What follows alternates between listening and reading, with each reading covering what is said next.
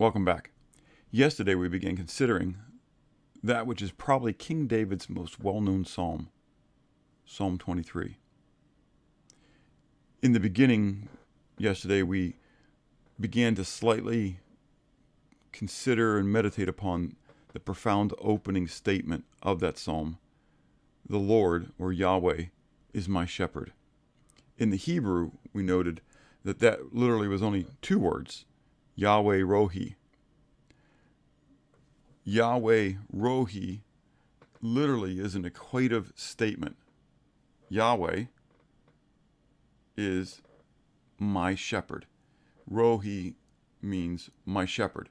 And so you have two words that are used in an equative way. Yahweh, Rohi.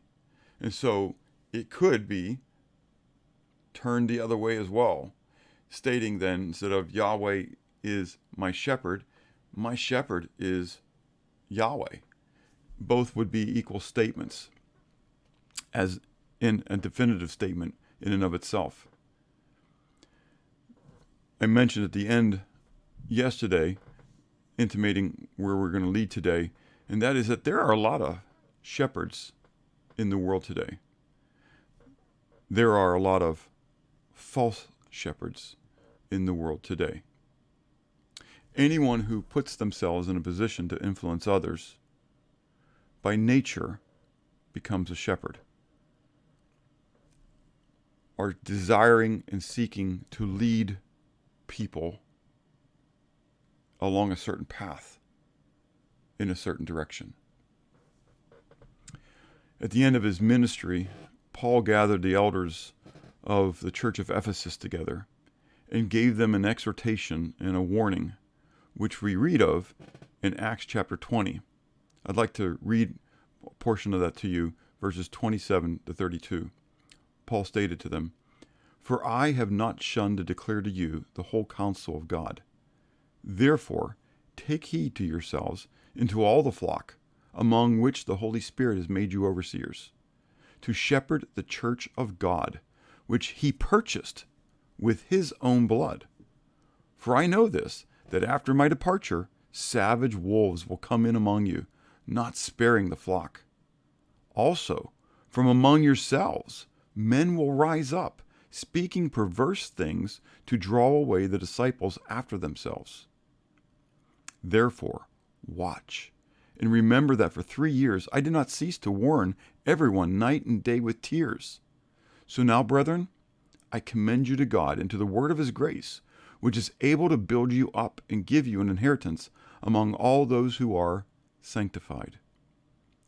Jesus had also previously warned his apostles regarding what it would be like in the end times or in the last days.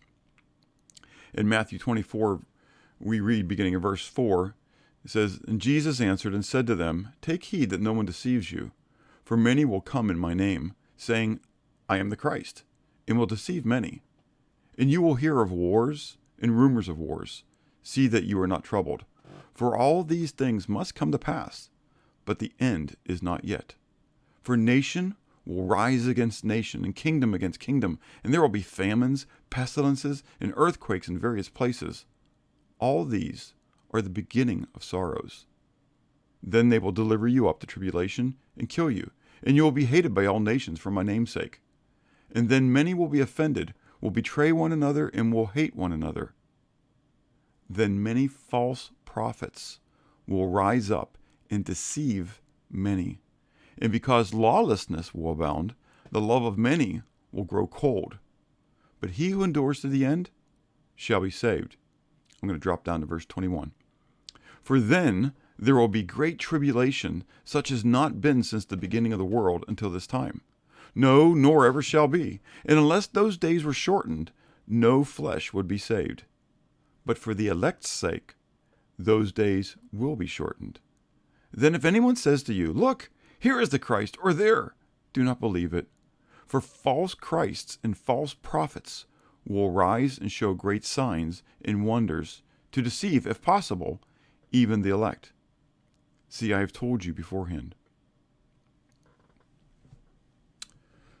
We are warned. There will be and are false shepherds, false teachers, those who would lead you away from the true shepherd. My challenge to you today is to take time today to pray, but in praying, to take time to listen. As we noted yesterday, Jesus said that his sheep would hear his voice. To take time to begin in prayer, to not just only speak, but to listen.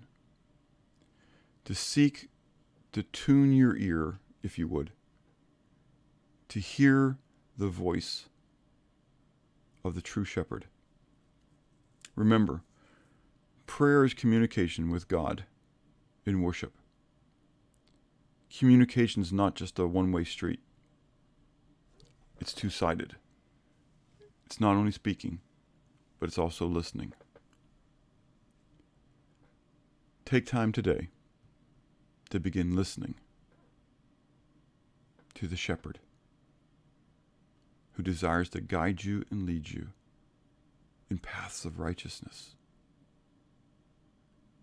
to protect you from those who would lead you astray. Take time to pray and have a blessed day.